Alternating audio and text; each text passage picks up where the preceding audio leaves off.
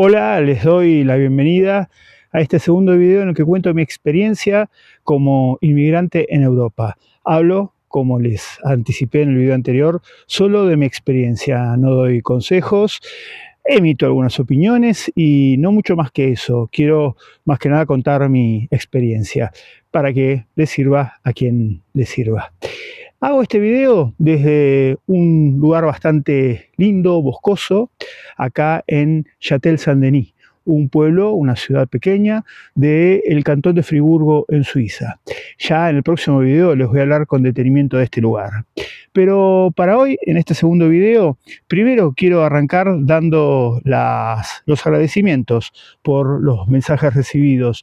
Sé que la mayor parte o casi todos esos mensajes vienen de conocidos míos que hacen elogios, pero también algunas críticas sumamente constructivas y que fundamentalmente hacen hincapié en algunas cosas que dije no tan positivas de mi experiencia en el sur de Italia. Bueno, quiero decir que fue simplemente un anticipo y que tengo mucho para decir y muy bueno, la experiencia es altamente positiva.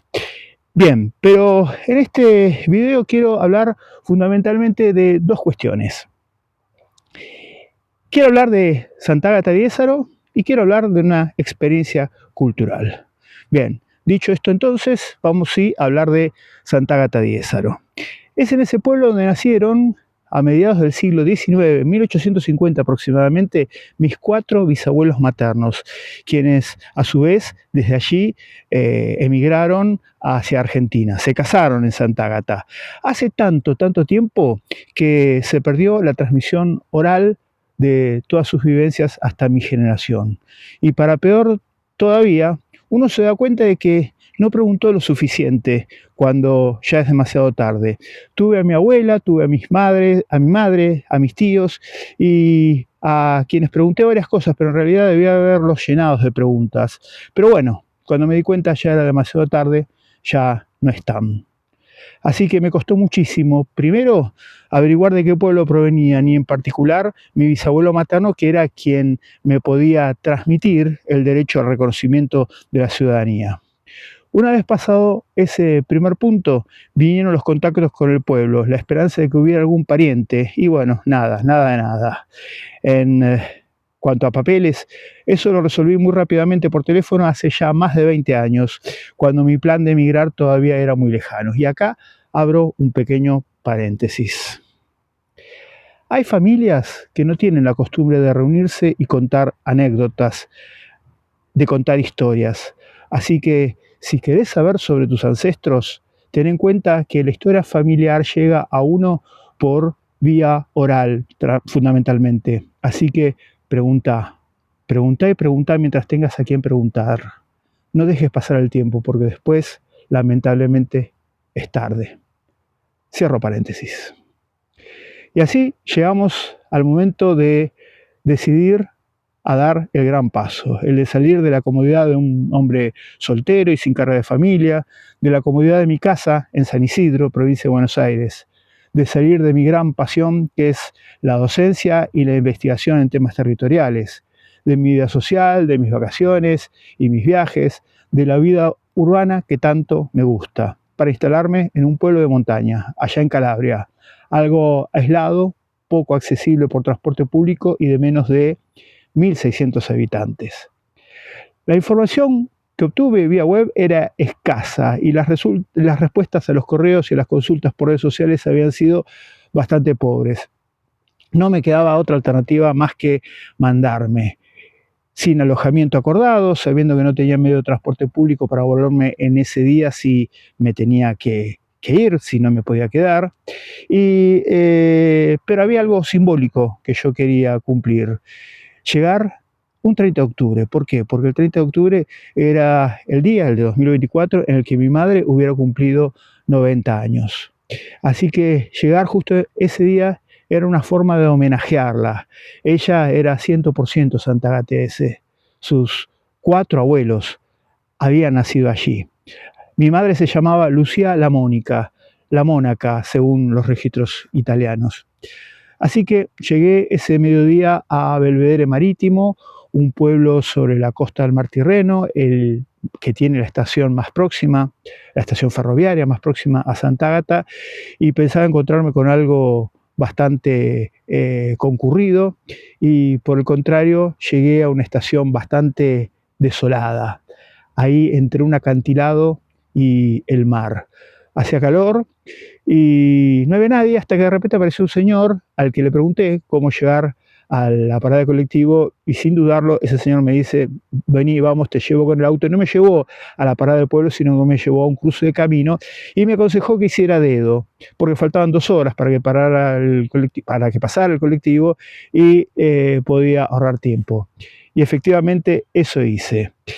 Enseguida me levantó un auto y en un ratito llegué a Santa Agata. Algo que estaba previsto para las 4 de la tarde se adelantó a la 1. Quiero destacar de esto una cosa importante: cómo ciertos bichos urbanos y de llanura, como yo, caemos en errores de interpretación, en engaños, al querer interpretar rápidamente un recorrido por Google Maps. Estamos hablando de una estación ferroviaria sobre el nivel del mar, apenas unos pocos metros sobre el nivel del mar, con un casco histórico, es decir, el centro del pueblo, como a 100 metros sobre el nivel del mar, y un cruce de caminos a altitudes también distantes. Imposible de hacer caminando y con equipaje como uno pretendía. Así que el aporte de este señor fue realmente valorable. Siempre estaré muy agradecido, muy solidario él. Bueno, llega a Santa Agata y así comenzó realmente la historia de emociones, alegrías y encuentros. No pude encontrar a nadie a quien reconocer como pariente, pero siendo un pueblo con pocos habitantes, todas las plazas y las calles están llenas de gente que conversan, que sociabilizan y que se acercan a uno para saludar, para presentarse, para preguntar en qué andamos. Y yo no era un argentino más, me di cuenta enseguida, me lo hicieron notar claramente cuando dije que era bisnieto de santagatenses. Ellos me empezaron a tratar como uno más, como un paisano más. Para todos ellos yo era un paisano más, y con mucha calidez me lo hicieron notar permanentemente. Así, mis dudas y quizá mis temores se despejaron rápidamente gracias a gestos solidarios de bienvenida y a la preocupación por saber dónde me iba a alojar, y así fue como me abrieron los caminos. Tengo muchísimo más para contar sobre estos días en cuanto a anécdotas y detalles. Algunas cosas voy a tener que dejarlas de lado y otras las contaré en próximos videos, aunque esto me obligue a volver sobre los mismos temas. Pero como creo que mucho de esto vale la pena, les pido paciencia ante los pasos tan cortos que estoy dando y ante una dosis de suspenso que vengo poniendo. Paso ahora a otro punto que quiero tocar hoy: esa experiencia cultural que tiene que ver con las percepciones acerca del entorno desde el punto de vista geográfico. Como ya conté, soy profesor de geografía y ciencias sociales en escuelas secundarias de Argentina, y durante mucho tiempo tantas cosas que expliqué en mis clases y que mostré con gráficos y videos ahora se volvían una realidad palpable para mí. Como sabemos, desde el sur, para aprovechar mejor la luz solar, tenemos que mirar hacia el norte, porque hacia allí está la franja intertropical por la que el sol refleja sus rayos más perpendicularmente. Cuanto más lejos estamos de esa franja, más oblicuos nos llegan esos rayos, más inclinados nos llegan, y se acentúa esa percepción de que el sol pasa por el horizonte. Bien, ¿qué pasa desde el norte? Más concretamente desde el sur de Italia. Pasa exactamente lo contrario, tenemos que mirar hacia el sur para aprovechar mejor la luz solar.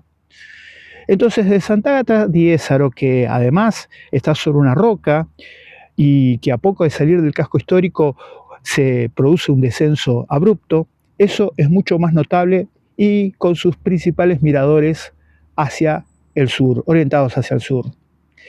¿Y por qué destaco esto?, se preguntarán ustedes, como una experiencia cultural. No solo por el cambio de orientación para aprovechar mejor el sol, sino más que nada porque el arco por el que se produce ese movimiento es al revés. Desde el sur, desde nuestra posición relativa, estamos acostumbrados a mirar ese arco que describe el Sol hacia el norte, saliendo desde el este que queda hacia nuestra derecha. Y el arco que produce se da hacia la izquierda, es decir, es un movimiento de derecha a izquierda. Desde el norte es exactamente al revés. Desde el norte, ese arco es desde la izquierda y hacia la derecha, en el sentido de las agujas del reloj. Ese es el movimiento que reflejan justamente las agujas del reloj. Entonces, dos cosas. Con esta experiencia apreciamos muchísimo más la coherencia simbólica del movimiento de las agujas del reloj y a su vez, desde el sur, vemos lo contrario, un movimiento incoherente respecto de la realidad del Sol. Pero lo más loco, y a pesar de haberlo enseñado durante tanto tiempo desde las clases de geografía, es que al día de hoy, en más de un amanecer, me confundo y espero la salida del Sol por la por la derecha y no por la izquierda. Y hay otra cosa que también es cultural y que se relaciona con el Sol y más específicamente en este día 21 de diciembre. A la hora en que este video esté disponible en YouTube, ya habrá pasado el momento del solsticio. Para recordarlo de un modo sencillo, ¿qué pasa en el día del solsticio? Es el día en el que hay más tiempo de luz solar, de influencia de los rayos solares, en el caso del solsticio de verano. Y por el contrario, en el caso del solsticio de invierno, es el momento de menor tiempo de radiación solar. Bien, ¿y qué pasa en los días sucesivos? En el caso del solsticio de invierno, los días comienzan a alargarse y por el contrario, en el solsticio de verano, los días comienzan a cortarse. Es el comienzo del invierno entonces tanto para los europeos de siempre como para los pueblos originarios del sur, que este día no es un día más. Es el día en que se termina la larga noche y el sol poco a poco comienza a darnos más luz y mayor fertilidad. Vuelve la siembra y pronto la cosecha y la abundancia. Claro, en el sur esto ocurre en junio, pero acá en el norte ocurre en diciembre y se acentúa después de Navidad, llegando a su momento cumbre en el carnaval, cuando se da la gran celebración, el desenfreno y el descontrol que reafirma que ya pasó la larga noche invernal. Bueno, saber todo esto desde lo teórico es una cosa muy distinta a escuchársela decir a gente común, a vivirlo y con ello encontrarle todo el sentido del mundo a la lógica de ciertas celebraciones que desde el sur nos resultan tan ajenas, pero que igualmente repetimos. Quienes heredamos costumbres europeas y especialmente si vivimos en áreas urbanas del sur, estamos más alejados de una comprensión empírica de todo esto, cosa que no les pasa a los pueblos originarios del sur ni a los europeos de siempre. Bien, hasta aquí todo lo que quería comentar por hoy. Vamos a ponernos un poquitito más al sol, hablando de sol. Ya la sombra del árbol me está tapando. Volveré en una semana contando más sobre esta experiencia y antes de cerrar quiero dejarles un saludo por Navidad. No lo digo desde lo religioso ni desde la fe, de hecho me considero que soy un hombre que no soy un hombre de fe, e inclusive tuve periodos de gran rebeldía hacia todo lo religioso. Entonces, más allá de lo que creamos o no creamos, la Navidad es un evento cultural que nos identifica, es un evento identitario y no podemos dejarla de lado. Así que desde el lugar que les parezca mejor, les deseo una muy feliz Navidad. Gracias por estar ahí y gracias desde ya por los comentarios, por los me gusta, por las suscripciones. Les dejo un abrazo enorme y mis mejores deseos. Nos vemos dentro de una semana. Chao.